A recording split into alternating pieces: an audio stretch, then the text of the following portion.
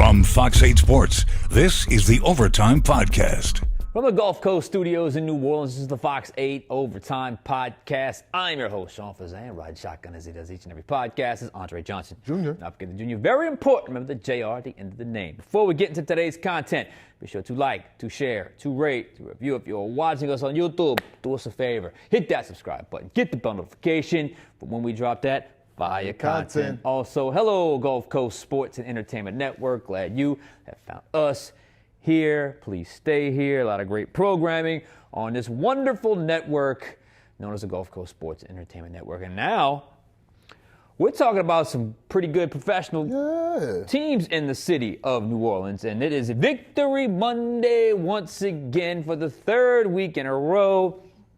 Saints get the job done against the lowly Jets. Fifth win of the season, Andre. It's a very important milestone for you because you predicted how many wins? Four They got this me. year. I had 6.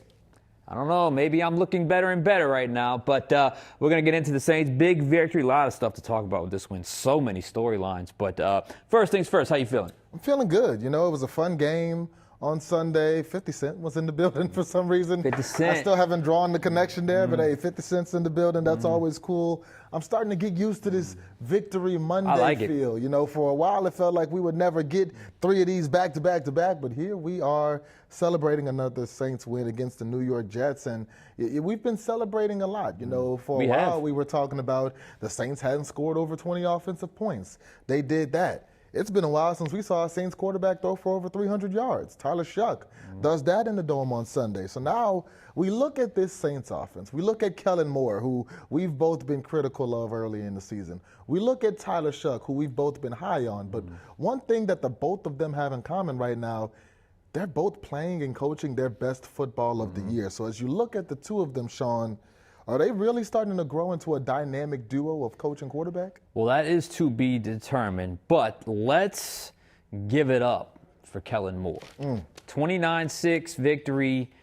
Look, we've had our criticisms of him. We've had our questions for him. We've certainly not given him a pass, and he's stepped up recently. And I thought Sunday was his finest hour to date. We're seeing a coach, a young head coach, a first-time head coach, grow up in front of our eyes. Just take that for what it is. That is the truth. We're seeing a young head coach grow up in front of our eyes. Sunday was a different kind of challenge, Andre. I said it all week. It was different because they were dealing with success for the first time all season. They had won 2 straight games, trying to make it 3.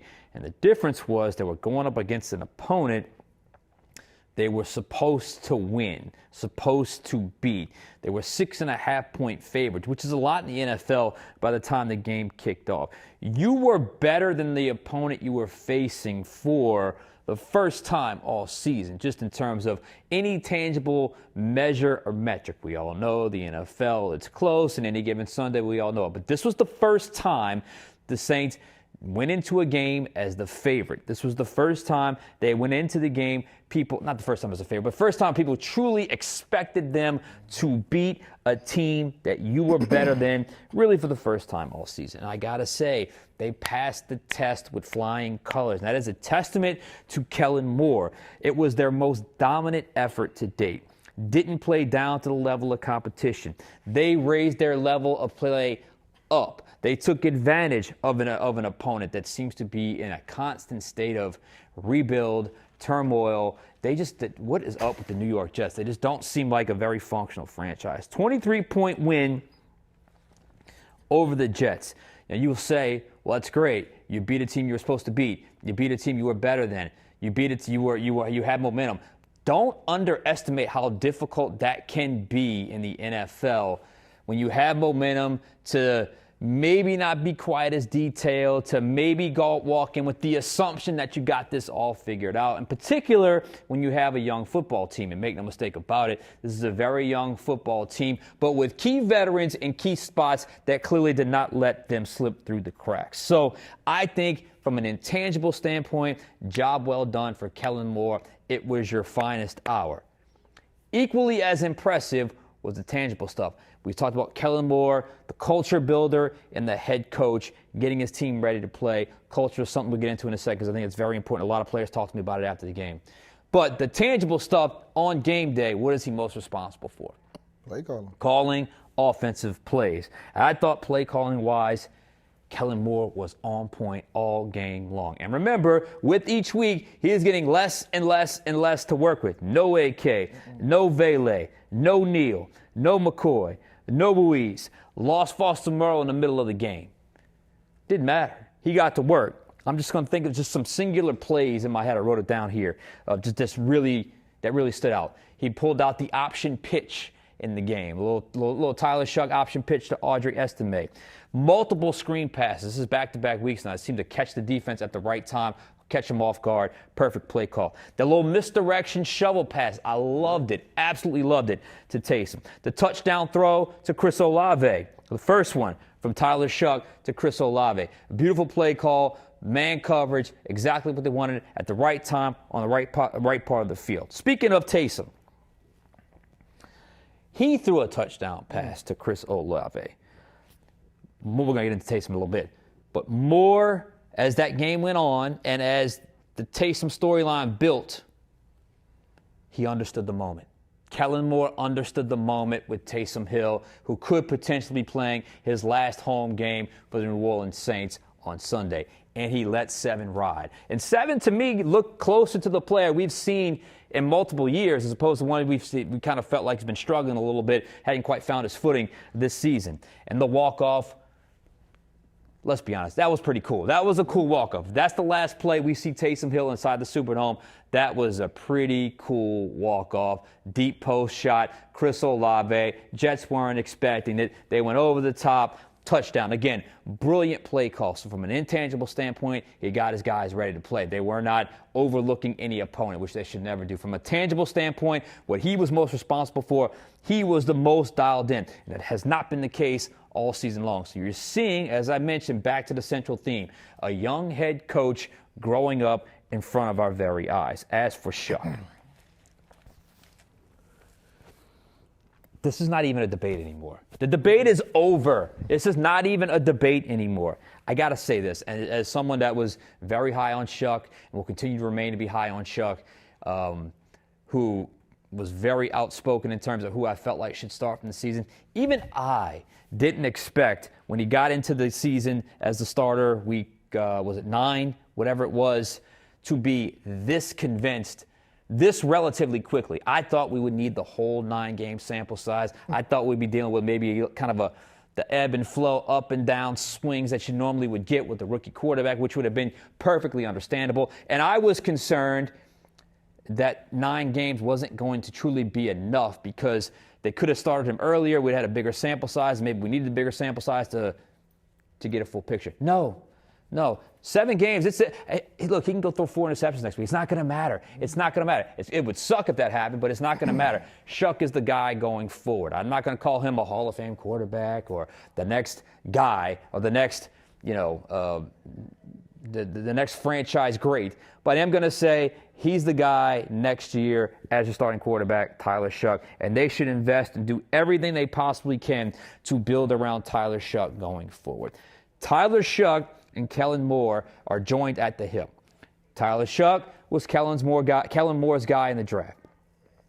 Now that he's been inserted into the lineup, now that we've seen this 7-game sample size, we're seeing this marriage come together, and it's starting to look really, really good. And that gives me excitement. Combined with a defense that's shutting down opponents, combined with the young defensive coordinator that's very in tune with the defensive players that he has, combined with the fact that this was supposed to be the struggle year. You're going to get better talent-wise next year. The shift in the tone, the shift in the buzz, the shift in the energy has been remarkable this season. And culture is one thing, because I've said this before and I will say it again. I have covered a lot of teams, and I have covered a lot of losing locker rooms where even teams that weren't even that bad. It was just a couple losses here, a couple losses there, maybe stuck in mediocrity. Never as bad as 1-8, which is what they got to this season, right? And you never felt the tension. You never felt it eroding inside the locker room. So to keep that culture together, build that culture, it's a testament to Kellen Moore, the leadership. And look, I am now genuinely excited. And I can honestly say I was not that, call it week 5, week 6 of the season, where it's like, man, is this really going the way it's supposed to go? So are they creating a dynamic duo? Yeah. And look, the sky is the limit, and you hope this pairing is enough to carry them through to perhaps bigger and better things in 2026 and beyond. So job well done, Kellen Moore. Job well done, Tyler Shough. What say you? And for the first time since week 2 last year, it feels like we're covering a good football team. I mean, we know it was the Jets, but even before that, you beat the Panthers, who right now are in a position to host a playoff game. You beat the Bucks, who could still are the favorites to host the playoff game and win the NFC South.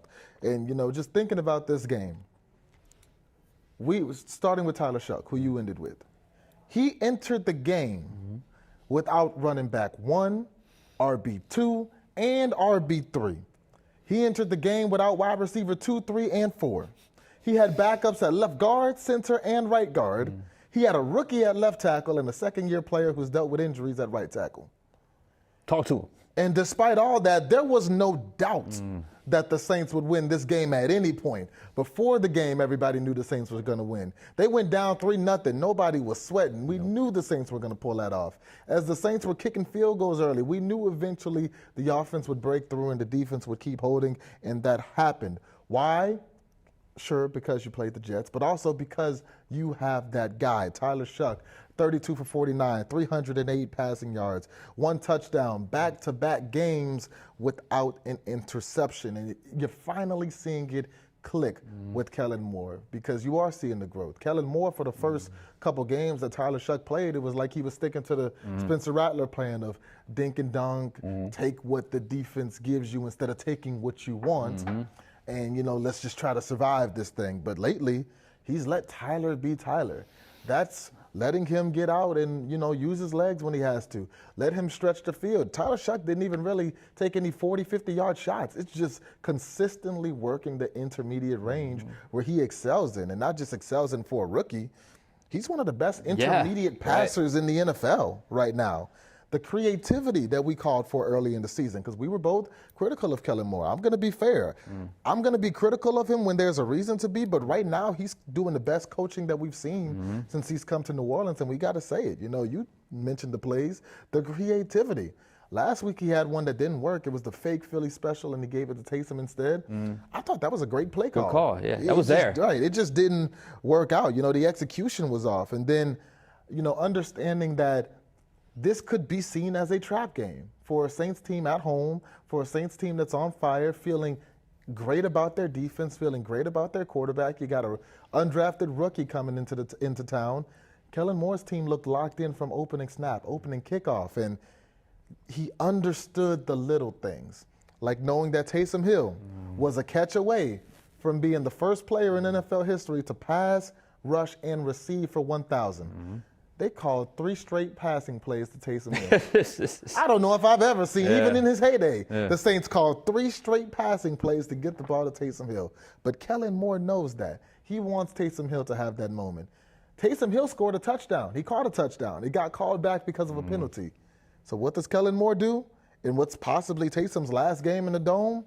He draws up a play for Taysom to throw a deep touchdown and have his moment. And it's little things like that that not only wins you the heart of a guy like Taysom, but the locker room sees that. The locker room, just you talked about the culture and the energy and the positivity around that locker room. The Saints released a 3.5-minute clip coming out of their locker room where essentially everybody got a game ball, and just seeing how the locker room is really starting to come together around their quarterback, around their coach. Because last week, we talked to a lot of people. We talked to, and we played the sound bites on Monday's podcast last week. Everybody on the team was kind of putting their arm around Tyler Shuck because they felt like we got one. This week, everybody on the team was kind of putting their arm around Kellen Moore, talking about the culture, talking about, what this team means and what these games, even though they're meaningless in the playoff picture because you've been eliminated for almost a month now, these games mean something to these guys. And there's a lot of 2, 3, 4 win teams out there that are playing meaningless football, if you really want to be honest with it. But to the Saints, that's not what's going on, because Kellen Moore has started to really do a good job in establishing a culture, having the team live by that culture, really vibing with the quarterback who he attached his name to. When he took him second round, one of the highest drafted quarterbacks in decades for the Saints. It's all finally starting to come together, and it feels good, Sean. And I think there has to be an acknowledgement, because we were asking, it felt like baby steps, almost too many baby steps. And I still feel like we were accurate in that assessment. But at least it led to success at the end of the year. Had you had upped the tempo a little bit, maybe upped the urgency a little bit, had you maybe made a few personnel tweaks a little sooner, maybe you'd be even further ahead than where you're at right now. It's clear he was playing a long game early in the season, understanding this was going to be I guess we can call it a rebuilding season now, but they were going to have to take their lumps early, and they were going to install culture and get to where they need to go. And it took them quite a while to feel the fruits of that labor. And I got to tell you, as a coach, in particular a coach like Kellen Moore, who just got off a Super Bowl run, and remember, he's the winningest quarterback in college football history when he left. This guy knows how to win. So to have to deal with that kind of struggle early on, and for him to maintain his level of calm and level-headedness, I think probably one of the biggest things that the Saints were attracted to, and B, it's probably one of the main reasons why they're enjoying this late run of success right now. Like I said, I talked to a few veterans yesterday, and they all said it. Look, he was calm throughout the storm. I talked to Olave, I talked to Juwan, I talked to Nathan Shepard. He was calm throughout the storm. He never got frazzled. He came to work every week and did exactly what he needed to do to get us ready for a game, and now we're starting to see the fruits of that labor. It takes time. It does take time. And now what you have is a team, given the way the season has played out, you are starting to feel the energy. You're starting to feel a culture. Was it Justin Reed tweeted out something like, it's on there somewhere, something like culture built, winning habits, whatever. That's kind of been a saying for Kellen Moore, developing winning habits. So you just hope this was the transition year where, okay, establish culture and get a taste of success, and now you have the foundation built going forward. So I think it was job well done. And I finished strong, 2 more games left. And you have a quarterback in Tyler Shuck that, like I said, I didn't expect to be this convinced this quickly. I thought maybe by this point we would just be starting to see, all right, this guy's got something. Because this would have been, his 6 or 7 start? What is it, 7 starts, something like that? Yeah. So I would have thought maybe by now we're maybe starting to transition into, and by the next closeout strong, and then we'll know. No. We emphatically know right now Tyler Shough is that guy. That's a massive jump in the learning curve for the Saints at obviously the most crucial position on the field. I will still stand by one take I had on Kellen Moore, which I stand by everything I said, that he's just developed. But I still think he was a little too conservative at the beginning. No, I agree. Because I said it last week, got a big response on YouTube and the comments and everything, but I still do believe that he drastically changed the trajectory of this season when he went with Rattler over Shuck. Look at where Tyler Shuck is 7 starts into his career, sitting at 4-3. You'd have started that clock a little earlier. If you had started the clock after week 4, if you had started the clock in week 1 when we wanted you to start the clock, instead of saying, man, the Saints were eliminated after Thanksgiving, but they're playing real good football right now, we would be saying that the Saints are hosting a playoff game in the Superdome. But hindsight 2020, what happened is what happened. But speaking of what happened on Sunday, Taysom Hill kind of had he happened. It was kind of a movie moment for Taysom Hill, a superhero moment for Taysom Hill, and what realistically could have been his last game in the Superdome. You covered Taysom Hill for a long time. I've watched him as a fan and covered him for a few years. What does Taysom Hill mean to the Saints, and how will he be remembered? Well, first things first. I wasn't able to, you and I were outside doing the interviews for the post-game show, but I was hearing him in my ear, and I was like, oh, he's getting emotional right now. Matter of fact, we have that right here. So listen to Taysom Hill after the game about getting to the stadium for perhaps his final home game as a Saint. Look, my wife asked me that this morning. Excuse me. and I didn't really feel any type of way this morning, but as I was driving to the stadium today, you start to think about the last 9 years and what it's meant to me and my family and the city and stuff. So I think for me personally, you just try to take it all in, we had a great experience here tonight, and I don't know what the future holds for me, but it was a special day for me and the family. All right, so there you have it. Look, I have interviewed Taysom for years now. I have always appreciated. I've always phenomenal player because he's his own category. He's his own category. He's his own position. And he's a very sincere, very articulate guy, as you just saw right there. He's very real, and he's always been that way in interviews, so it did not surprise me that he got a little choked up, and rightfully so. He's had one of the most unique careers you'll ever see. He's been one of the most unique players you'll ever see. I mean, just think about that for a second. It's 1,000, 1,000, 1,000, yeah. But in actuality, it's 2,000, 2,000, 1,000. It's 2,000 yards rushing, 2,000 yards passing, and over 1,000 receiving. And that's for only player in NFL history to do that. I don't know if anyone is even going to come close to half of that in their time. It would take a very versatile player, and it would take a very creative coach to even get there. I remember the first time I saw him on the field, he was running down a kickoff, and we all went back to our rosters like, who is that? Who is number 7 covering kickoffs? And from that moment to what he ended up becoming, I think he'll go down as a top 10 Saint. I think he's a Saints Hall of Famer. I think he's a guy that will forever be remembered as just a unique talent. I mean, there's no other way to put it. I mean, the amount of things he was asked to do on a regular basis and to be that competent in that many categories is just something you don't see in today's NFL. So what does he mean to the Saints and the city? I think he means everything. And I think right now, if you just ask Saints fans, favorite player, whatever, he's up there. And if you just do a top 10, top 12 all-time Saints players, he's on there. I mean, he's that special. So I love the walk-off. I loved how Kellen Moore set it up because I think the touchdown pass, the one he caught, had that have stood, we probably wouldn't have seen the touchdown throw. Yeah. But because that didn't stand, and it was late in the game, and it was a little bit of drama because it was the last drive. It was the last offensive drive of the game, I believe. Yeah. To kind of put the exclamation point, like I said in the blog, in the 5 Takes blog, was a one-of-one talent, put an exclamation point on a one-of-one career. There's still 2 more games left, and I guess there is still a chance he could come back. And I will say physically, he looked as good this week as he's looked all season, and they needed him to. It's a little different this year because he's getting handoffs and catching passes more than doing that QB power because the QB power is not working right now. But I thought all in all, job well done by Taysom in a spot where they needed him, and he delivered in a truly unique way that is Taysom Hill. And I'll get to Taysom in a minute, but to our head coach point, it was interesting. Yeah.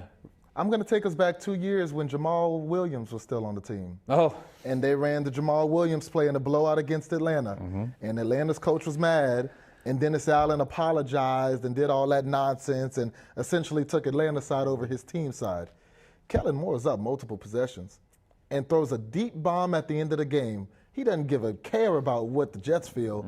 This is for my player, and I'm going to stand beside that. And you see how the team rallied around Kellen.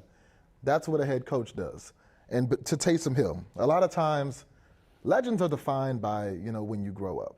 I didn't grow up, I was born in 95. I didn't necessarily grow up a football fan watching the Dome Patrol. I grew up on Joe Horn, Drew Brees, Deuce McAllister, Marcus Colston, Jimmy Graham. As a young adult, I got to see Taysom Hill do things that I've really never seen anybody do. And now getting to cover him over the last 3 or so years, to me, Taysom Hill is a legend.